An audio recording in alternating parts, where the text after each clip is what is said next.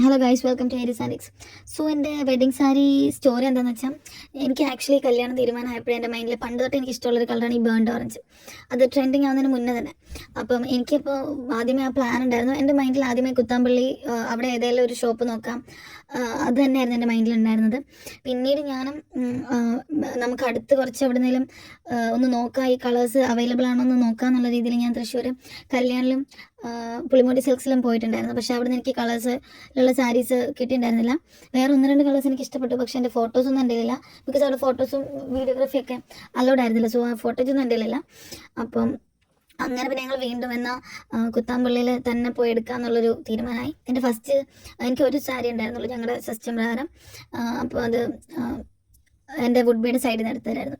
അപ്പോൾ പിന്നെ ഞങ്ങൾ ഫാമിലി ആയിട്ട് കുത്താമ്പള്ളിയിൽ പോയി സുഭാഷ് സിൽക്സിൽ നിന്നാണ് ഈ സാരി സെലക്ട് ചെയ്തത്. ഞാൻ ഫസ്റ്റ് എടുത്തപ്പോഴും എനിക്ക് സാരി ഭയങ്കരമായിട്ട് ഇഷ്ടപ്പെട്ടു. ഞാൻ ആഗ്രഹിച്ച കളർ തന്നെ എനിക്ക് അവിടെ നിന്ന് കിട്ടിയിട്ടുണ്ടായിരുന്നു. അങ്ങനെയാണ് എനിക്ക് എൻ്റെ ഡ്രീം സാരി കിട്ടിയത്. അങ്ങനെ ഫസ്റ്റ് തന്നെ എനിക്ക് സാരി കിട്ടിയിട്ടുണ്ടായിരുന്നു ഈ കളർ തന്നെ.